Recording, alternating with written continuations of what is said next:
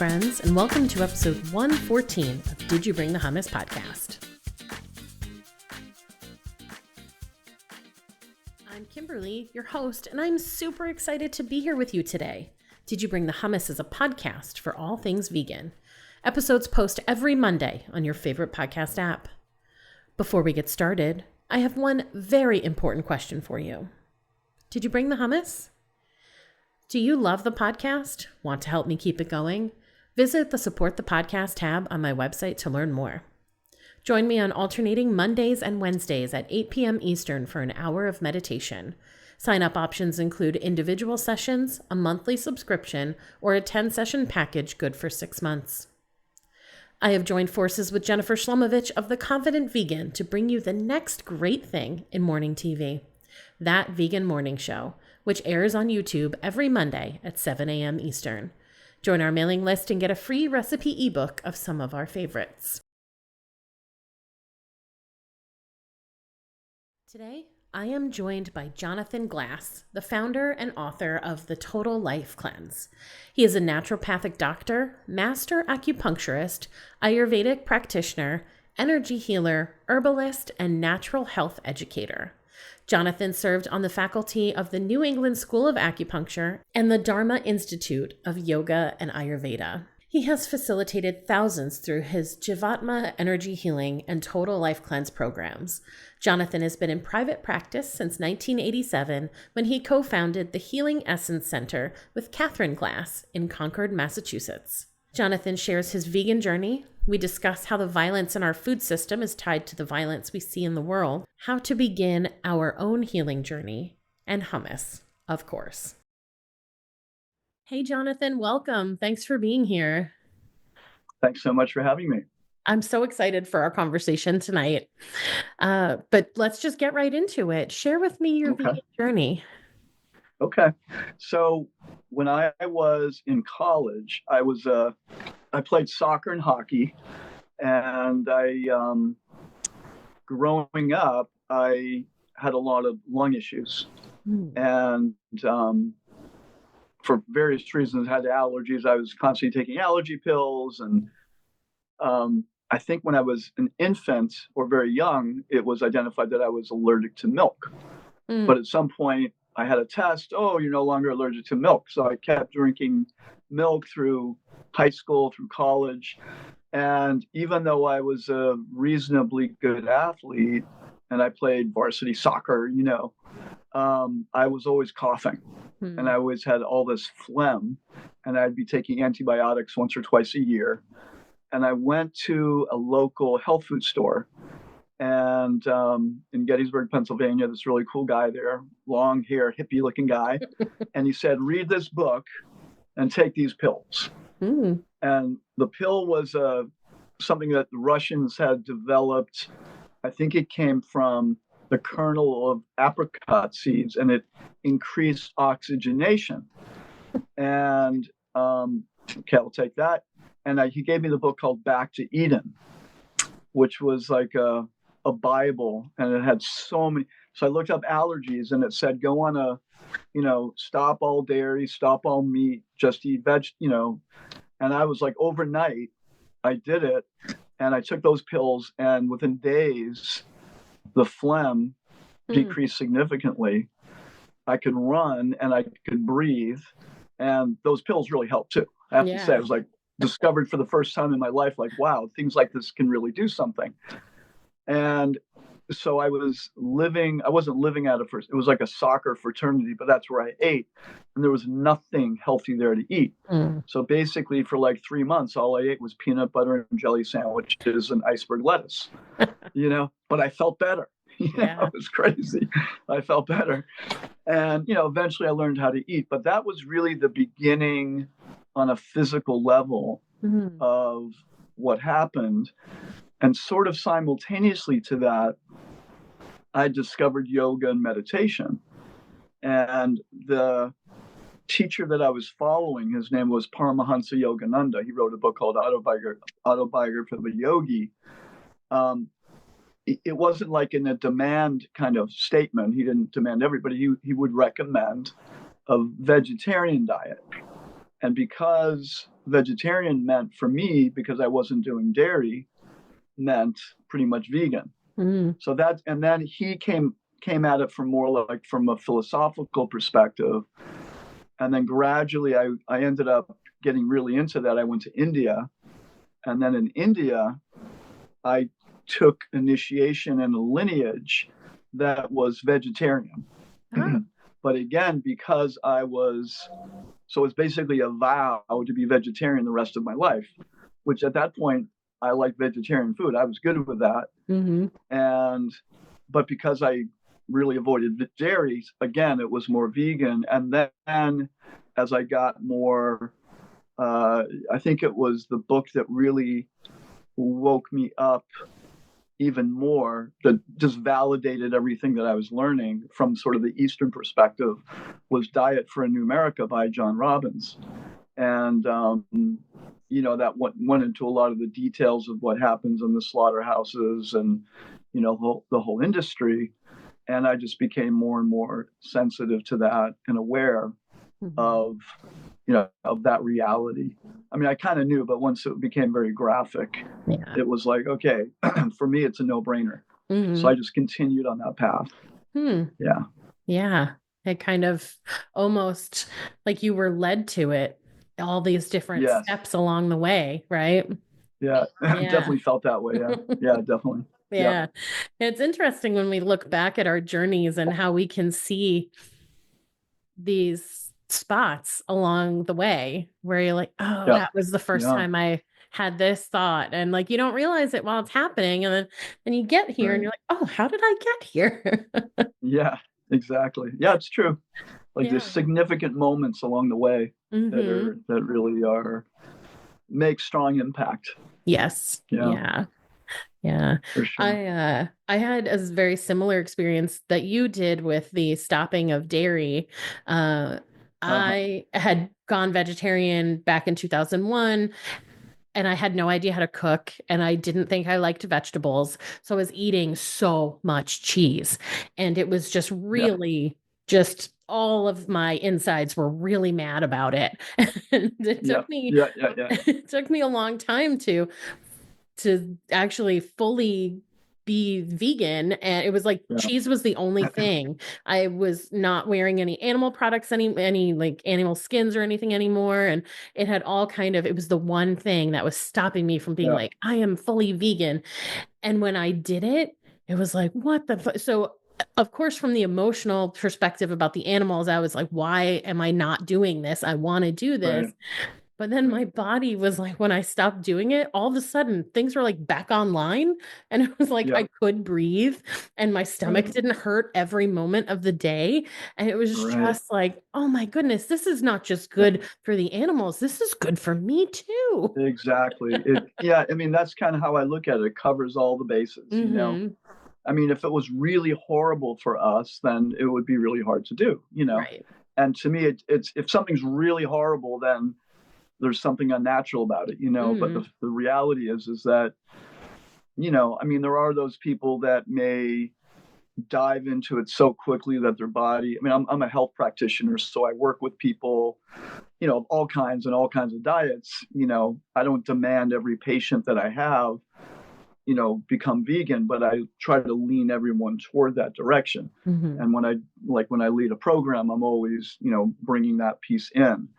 To at least educate people. Yeah. So, I mean, there's some people that say, for example, they do it for, the non-cruelty factor, but if they're still eating a ton of junk food, then that's going to have a negative impact and they may not feel so well. Yeah. Or sometimes I've noticed some people, they stop immediately. They don't really know, like you said, you don't really know how to eat. And then it takes a while for the body to adapt, and then it's a bit of a learning curve. I mean, I had that experience too. I went to when I went to Europe before I went to India. I met, I really didn't know how to eat. I mean, like I said, after college, I went to Europe and then India, and in Europe, I met this woman. And she had been vegan she was like 10 years older than me, for 20 years. Mm. And we were living in Portugal and Spain and and I learned how to eat. She taught me how to eat. We were having the most amazing salads every day and olives and, all kinds of stuff. Mm. And it was like, oh, wow, you can really eat well in this way, So, yeah. And if you know a vegan, hang on to them because they will teach you, right? All the listeners. yes. Grab that vegan and be like, teach me everything you know. Show me the food. Yes, show me the good food. Exactly. Exactly. Yeah. Yep, we've been there. So like ask us and we'll show you the way. Yeah, totally. Yeah. Totally. Yeah. So one of the things that I think we have a shared interest in, something you'd mentioned in your email, is this idea of like philosophical and compassionate factors. What do you mean by that? Okay. Well, I come from, I'm very, one of the foundations of my practice really is Ayurveda. Mm. And Ayurveda is a system of medicine from India. And it means knowledge of life, and it correlates with the yoga system. And so that's kind of where I'm coming from, for the most part. Yeah. I'm a Western person and all that, but I resonate with that a lot, and I've studied it a lot, and I practiced it for many, many years. So there's a word in Sanskrit, ahimsa. Mm-hmm. Ahimsa means nonviolence. And, one of my teachers said that, it was a great statement. He said, the material world is no place for a gentleman. Because in this world, to survive, every living entity has to take the life of another living entity. I mean, it's kind of crazy. It's a crazy place that we're living in, really, so the principle of ahimsa isn't 1000% nonviolence, because I could be walking down the street and step on an ant unknowingly. Yeah. It's just the reality of life. But we have conscious choice to minimize that to the greatest degree possible. Mm-hmm. So that's really ahimsa, is that, we do our best. So I do tell people, like clients, okay, they're like, I can't give this up. So, okay, decrease it by 70%. Start like that. Then you're beginning to practice ahimsa. Mm. You're causing less suffering, than you were.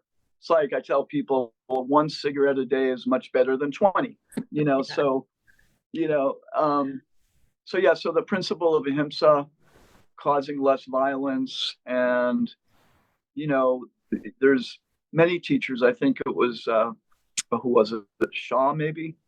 And also in the Eastern tradition, basically they will be so bold to say that a lot of the wars in this world are a reaction to the mass animal slaughtering that we're doing. Mm. I mean, it's an amount of violence that is so significant, and so hidden in many, and the consciousness of nice people, but there's a level of denial that's there, that's not willing to see the level of violence. And most of us know the principle of karma, or law of cause and effect.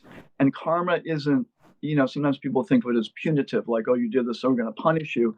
But if you think of it just like energy, it's like, if this amount of energy is being put out that is causing so much incredible suffering, Mm-hmm. there has to be a backlash. Yeah. And I mean, my teacher used to say that the slaughterhouses, due to all the slaughterhouses, there will be war on this planet. Mm-hmm. Like there has to be. Yeah. And then, of course, we're taking in all that violence in the body. And if everything is really energy, which it is, I believe it is, mm-hmm. Then that's going to affect people's consciousness. Even well-intentioned people, if they're eating something that's coming from such horrible, angst and suffering, it has to affect people's consciousness. Yeah. And then, they become more numb to the suffering of not just animals, but even other humans. Mm-hmm. So that's sort of the ahimsa principle. That's a basic aspect of it, mm-hmm. And then there's the whole karma thing, and I'm into reincarnation and all that kind of stuff. So, what is our destiny if we don't wake up to the reality of what kind of suffering we're causing other living beings? Mm-hmm. So, yeah. Yeah. And I think too with ahimsa, people also don't get that it's also towards yourself. Yes. This Yes. because when I realized that, it was like blew my mind, because I only had been thinking about it going outward, not Yeah. causing It's a suffering to really good point. animals, trying to be kind to others. Mm-hmm. And then I realized every day I am not sticking to the schedule that I know will help me do things that make me feel good. I'm eating food like, vegan comfort food, junk food, whatever you want to call it, for every single meal. I'm not taking the time to nourish myself and cook food that I know like will connect me to the earth and just to like the person that I know is inside. And I was like, oh, I'm being violent to myself. Yeah. Yes. Yeah. That's a really good point. And there is that, what is the word? There's actually a Sanskrit word, it's not coming to me right now, that means, violence to yourself. Okay. And it's true. And, there's a saying like, for a hunter, it's better they don't live and it's better they don't die. I mean, they can be pretty blunt, Yeah. these philosophies. I mean, they don't live because by living, they're causing suffering, and they're also causing suffering to themselves. And they don't want to die because and this is not hell and damnation. This is just the suffering that someone causes on some level, according to laws of karma. They're going to have to experience that. And again, it's not diminution, or hell and damnation. It's just energy, and then when we learn to cause less suffering, and then just like if we're kind to other living beings, oftentimes we can be kinder to ourselves. When we're kind to ourselves, we're more aware of how we are with other people too. Yeah. So it goes both ways. It really it goes both ways. Yeah, totally. Yeah. So it's an important point. Yeah. I was taking a walk the other day, and the neighborhood I live in, we have there's like a pool and there's like a pond next to it, and there's always a ton of birds in the trees, in the like reeds coming out of the water. And there's also turtles. It's like really nice. And it's such a pleasant thing. I go out in the morning, I'm listening to the birds, I'm taking my time, and I get to the pond, and that's like almost the end of my walk, and I'm listening to the birds, and a couple comes walking by with a dog, and there are birds all over the ground, and they're in the trees, and the dog is very excited about the presence of these birds. Yeah. So the woman lets the leash slack. So the dog is still leashed, but she lets it slack, and the dog takes off after these birds, and they laugh. And to The me, people laugh. the people laugh. And to me, I am horrified watching this, because I'm thinking these birds are terrified. Yeah, the dog's probably having a fun time, but these birds are terrified. They're just, living their life up in the morning, doing what birds do. And then the people watching it see this and like, isn't that hilarious? I think it's partially because they see their dog having fun, but it's also this disconnect where it's like they know the birds are scared because you see them scatter, but the reaction is still like, isn't this hilarious? And I think that it's even like these little things. So when you were saying about the mass slaughter and leading to like wars, I think it's also, I totally agree with that. Yeah. But like us regular folk who are not, who don't see themselves as engaged in it every, day to day, even though they are, right? Yes. There's still these little moments where there is this significant violence. Right. And it's like, yeah. And then what comes to mind when you were saying that is also, if they're not sensitive to, the reality that these are creatures, with feelings Mm-hmm. to whatever degree they feel, but we know they feel, they're conscious to some degree, then, and it's easy to be insensitive Mm-hmm. to different creatures. It reminds me, like, when someone quits smoking, then they're more sensitive to smoke. Mm-hmm.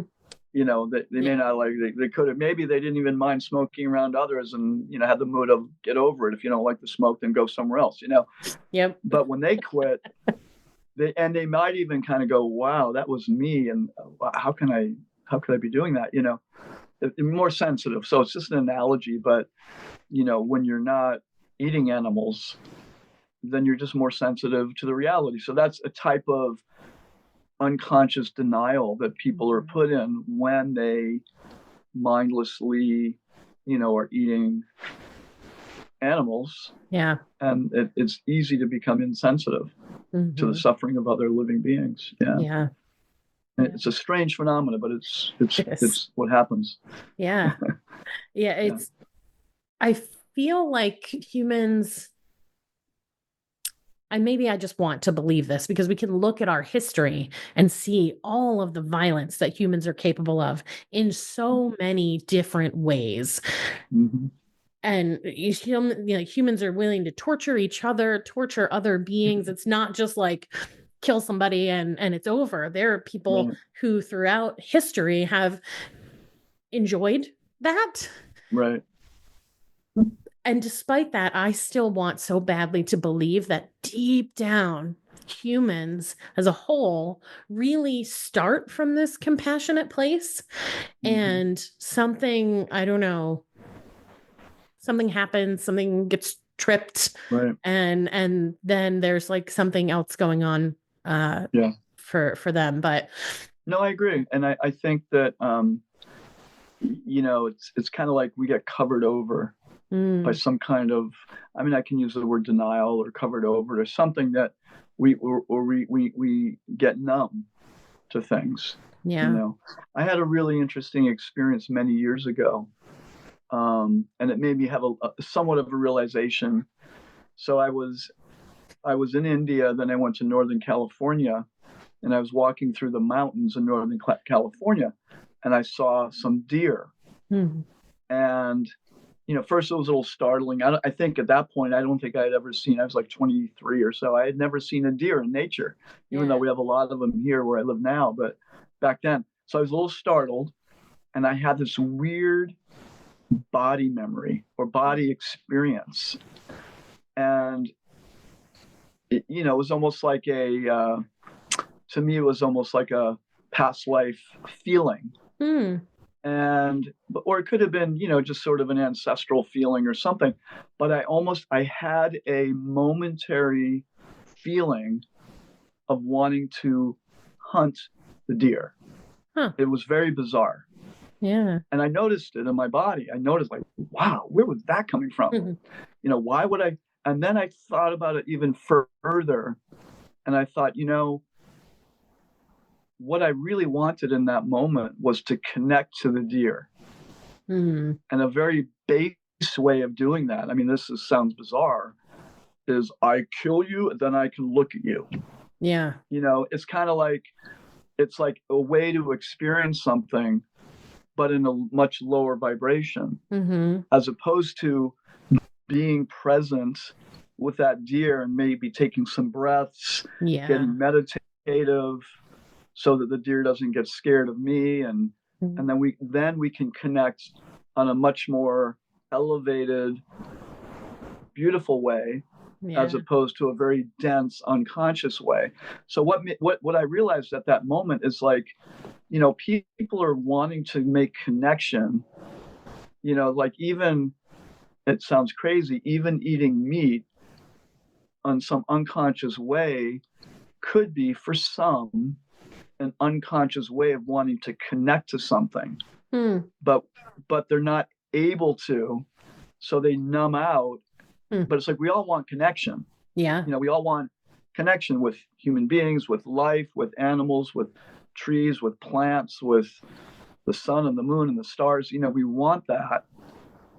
But if we're not learning how to do that in a more open, aware, conscious way, then in one sense the consciousness descends into wanting to connect in another way. I mean, it's kind of weird, but I mean, that all went through my head. And I just come from India, so it really shocked me because I'd just taken a vow of vegetarianism. Right. And I was like, whoa, what's going on here?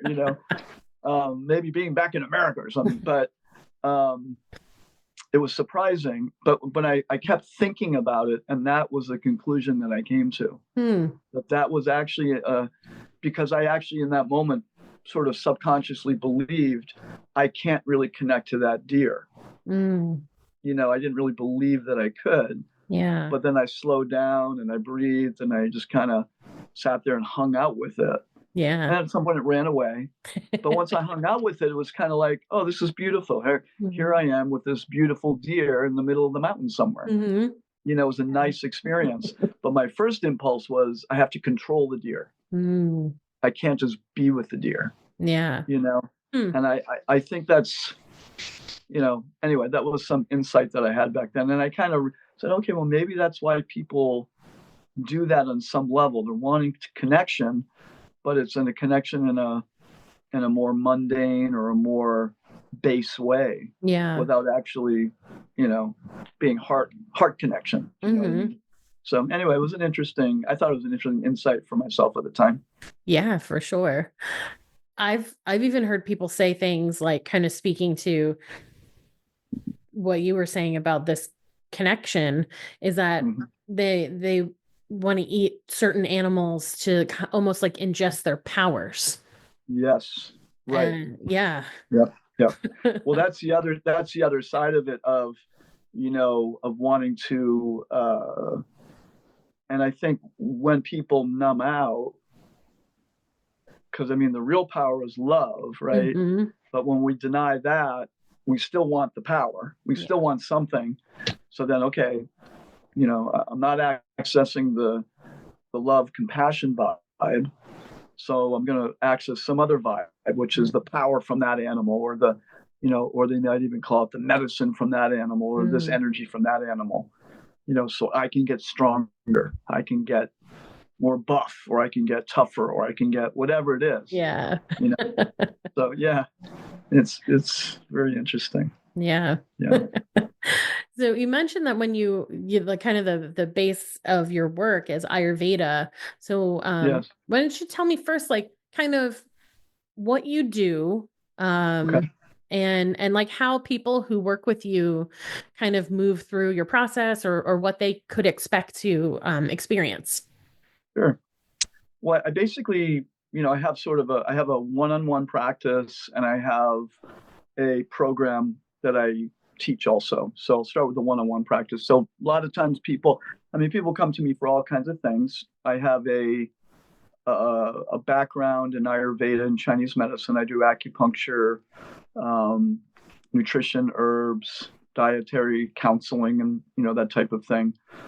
Almost everybody, I'd say 90% of my clients, I do acupuncture, and I do a style of acupuncture that's a very Ayurvedic based acupuncture, which means it's called constitutional. We're working with the basic nature of the person. It's not just symptomatic. I do symptomatic acupuncture, but it's really working with the deeper energies in a person. And then I also do kinesiology and muscle testing, so we can check for all kinds of what I call the stressors to health, which are food imbalances, chemical toxin imbalances, immune issues.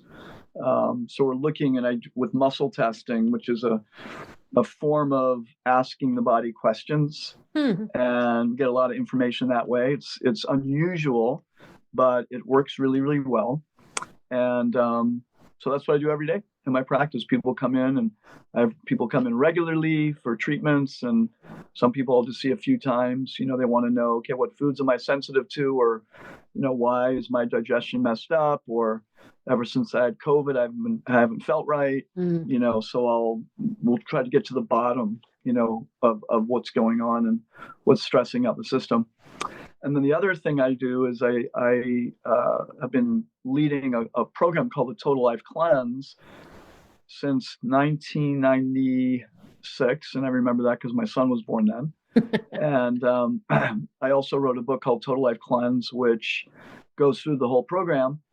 And it's basically an 8-day program or a 28-day program or a lifelong program where we take people through, eliminating the common food sensitivities. And then in the middle of the cleanse, they go from vegetarian to vegan. And then we do some education, liver cleansing, good herbs, nutrition, some smoothies, clean diet. It's not a starvation thing. It's not a fasting program. And, there's videos and recipes and all kinds of stuff like that.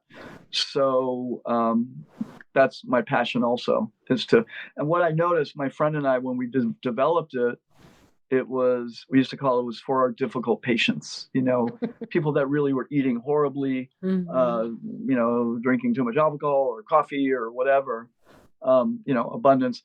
But then we realized it was for everybody. It's for myself. It's for, I have people that are nutritionists and yogis that come and do it, because everybody needs a reset. We all tend to get out of balance. I say we float out of balance. It's like, we just kind of float out of balance. And in Ayurveda, it's recommended that twice a year you do a reset and do some detoxing, support the liver, ideally in the spring and the fall. And it just gives the body a chance to reorient, let go of some bad habits, and support the liver to detox, support the immune system, eat clean, yummy, clean food for a while, and learn a lot of stuff about Ayurveda, Chinese medicine, naturopathy, vegetarianism, and veganism. And I call it total life cleanse because it does bring in these other aspects of body, mind, spirit. We even talk about karma and reincarnation, just to open up people's minds to these realities. And they're going through this process. So I love sharing it with people. It's really my passion. Yeah. Because and what I've noticed as a practitioner is that when people go through it, they become much better patients. Because they made a quantum shift. All of a sudden they realize, oh my God, when I don't eat, bread and cheese every day, I feel so much better. Yeah. I had a guy recently, I'll tell you really quick.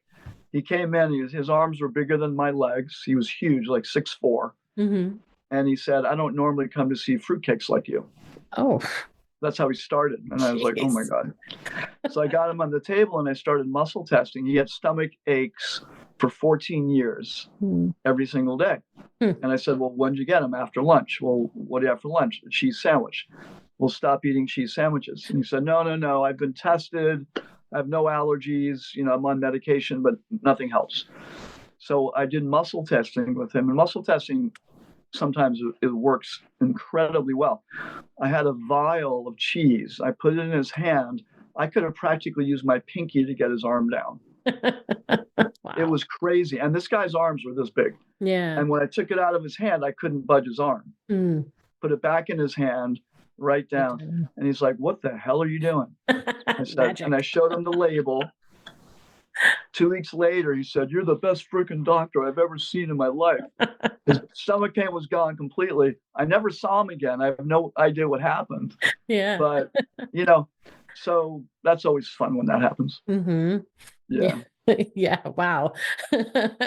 That's quite an entrance, though. Yeah, I know. Oh my God. I was like, oh my God, this is going to be really interesting. Yeah. What are, so for someone maybe who is feeling a little like, I don't know if I want to get the book yet, or I don't know if I want to follow the program, or I don't live near where you are, and so they can't see you in person. What are like 3 things that you would suggest to someone who's like ready to start to be kinder to themselves, to take, nourish themselves better? What would you suggest for them? Okay. That's a great question. Well, I would say, experiment with avoiding a few things. There's a couple ways of looking at it. One is to increase the good stuff, and 2 is to avoid the bad stuff. So for some people, it's just, okay, you're not sure that you could go without dairy and meat. Okay, well, what kind of vegetables do you like? Get a cookbook. Do you like to cook? Oh, I love to cook. Okay, get a vegetarian or a vegan cookbook and make 3 or 4 recipes that you think you'll like. Start adding in the good stuff. Just increase your repertoire. Find out that, wow, this is really good, really tasty. I could actually eat this way. So sometimes bringing in the good stuff decreases the desire for the bad stuff. Yeah.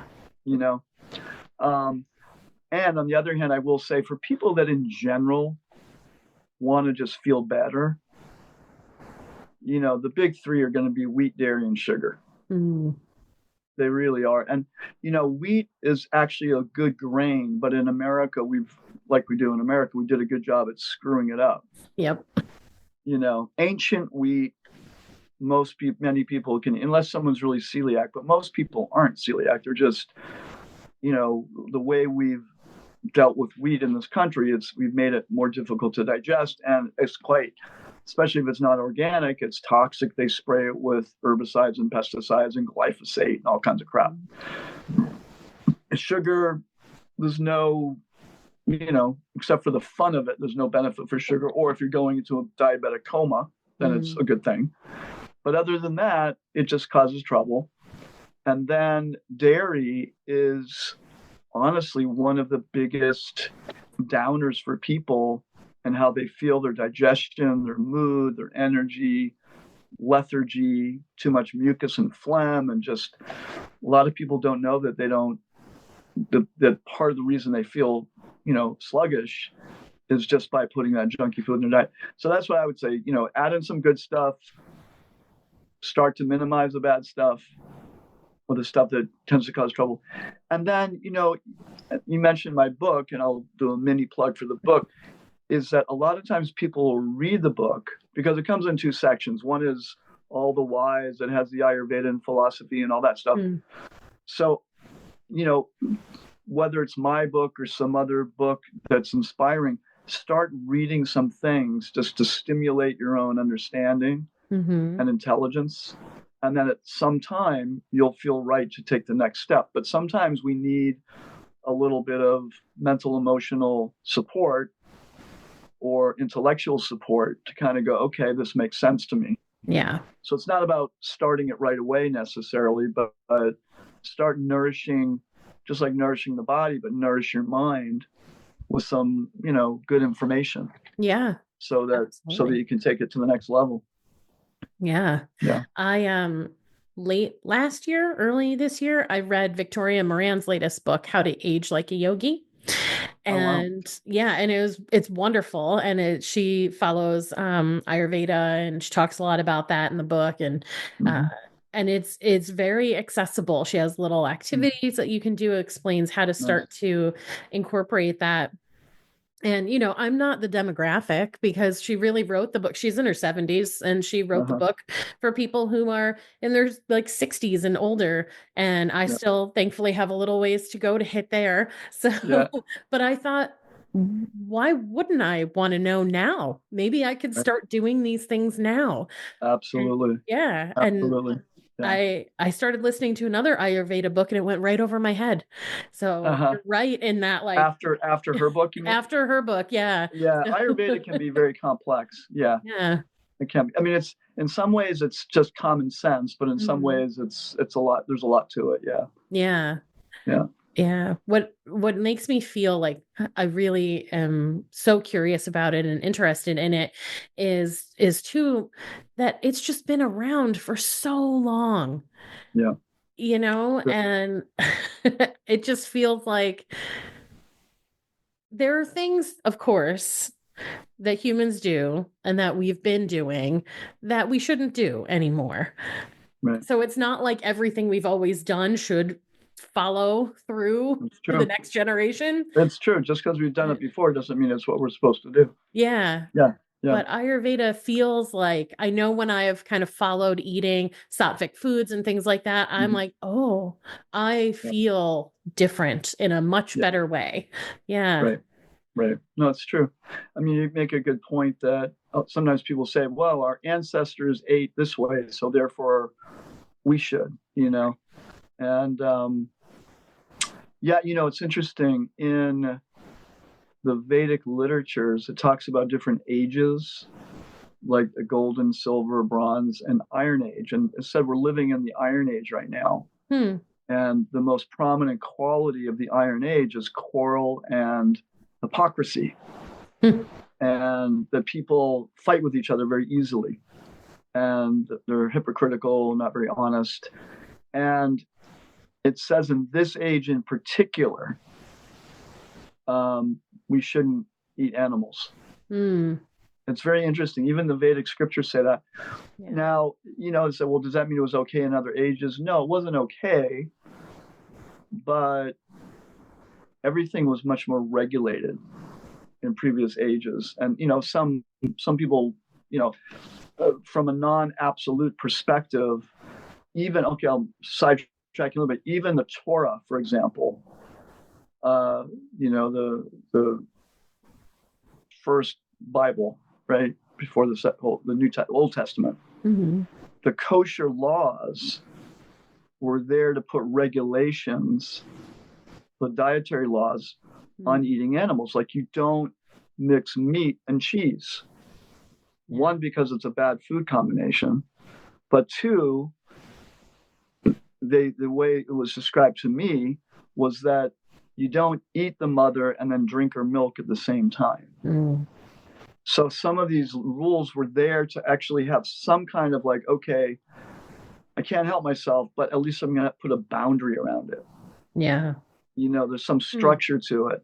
And so in other ages, there were those very definite, like in India, they never ate the cow. There were some societies that did, but it was usually in a ritualistic way or a once a month type of thing, and they would say prayers. And even one of the prayers was, I'm taking your life in this life, and next life you can take mine. I mean, and in our minds, we're like, well, why even do that? Well, true. Right. But there's boundaries around things. And there's the direct understanding, like, I don't want to take another life, so let's, forget all the other stuff. No need to go through that. But different people are at different stages. So, if you can be a little more ahimsa, and eat less meat to start off, you're not quite ready to go all the way. If a person, then at least you're understanding, you're not in denial that, okay, I am causing suffering, and I'm not due to whatever conditioning I have, or I'm not convinced enough yet, or I just can't do it yet, but I want to. That's better than being in complete denial. Yeah. And of course, if you hang around, enough people who can cook well and can, then it becomes easy. But, there's plenty of people out there that haven't made that complete jump yet. In other times and ages, there was more structure around those things. Where in this age, there's no structure. Right. There's just slaughterhouses. You can go to the, we don't have to go out and hunt. They just go to the supermarket. Yeah. And it's so readily available that so therefore in this age, they're saying, well, don't do that at all. No regulations, no fancy mantras, no rituals, just don't do it. Yeah. Which is, I find really interesting. Yeah, for sure. I get so hopeful when I talk to my guests, right? Because we're all already there and we're doing work in the world that, we're showing up as vegans. And even if we think we're not activists, I talk to a lot of people, they're like, I'm just a graphic designer. I'm not an activist, but like you are, and so we're showing up and we're showing how things can be different and the changes that we can make in the world. And then I get online or something or talk with someone new who's not there yet. And I see the anger, and I mean, honestly, like the vitriol that we get as vegans, that some people, they'll just like, they're mocking us, they think we're stupid, the whole I'm going to eat twice as much meat to make up for what you're not eating. And it feels like, how are we ever going to get through to those people? Yeah. Yeah. I mean, I hear you.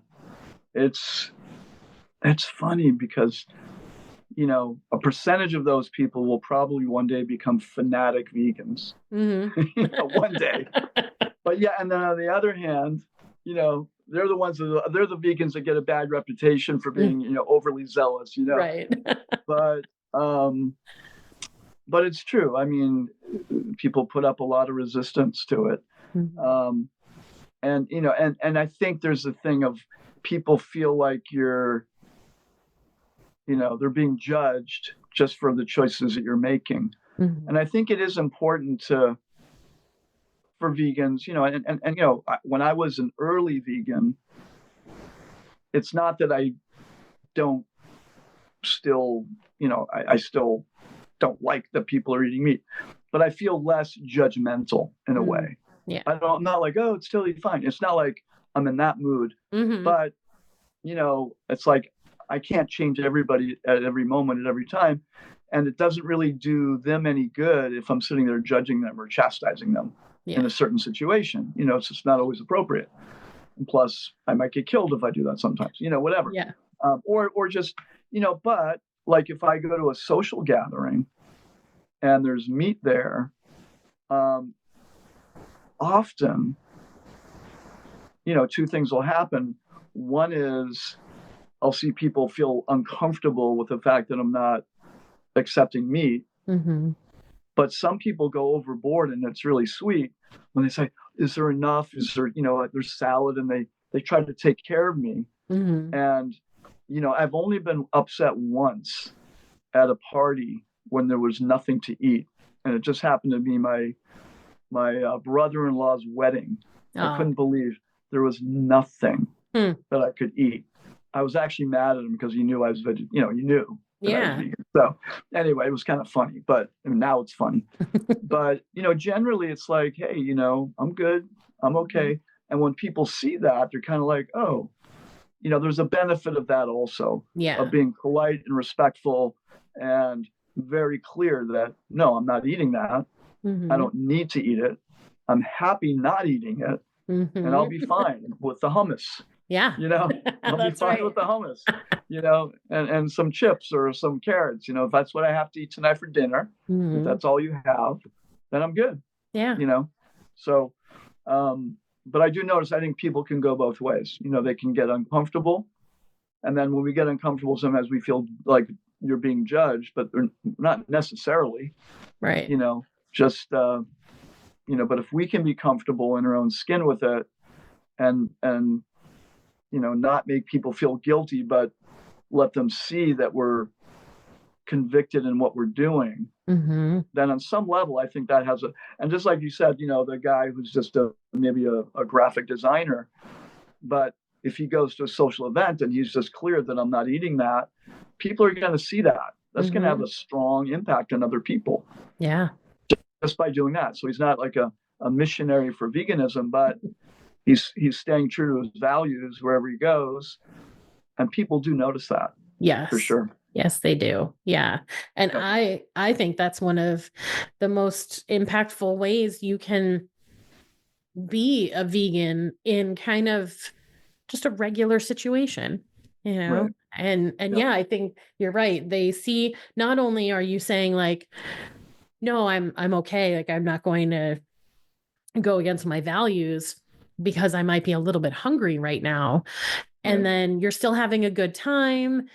Right. And like, oh, like this really means something. And some people just based on that will go, I got to find out more about this because that seems crazy to me that she would be hungry and not eat. Right. Exactly. Yeah, it is. It's for some people, it's going to be an aha moment, you know, for that person. Like, wow. Because there's not that many people out there that would, you know, not just eat because they're hungry or eat anything because they're hungry, you know? to have that boundary or that, like you said, that value, and even having a value about something virtuous these days is not so common. Right. So for another person to see that, wow, they really believe that it's important to them, and they're not being mean and nasty to me, and they're, like, I guess it's like a bell curve. Some people take it personally and they get nasty, but there's a bunch of people that are actually nice, and they appreciate it, and they curious about, wow, what makes that person tick. And they do seem a little different. Yeah. And they're not willing to waver. I remember when my kids were little, my grandmother, it was the only time I ever got mad at my grandmother.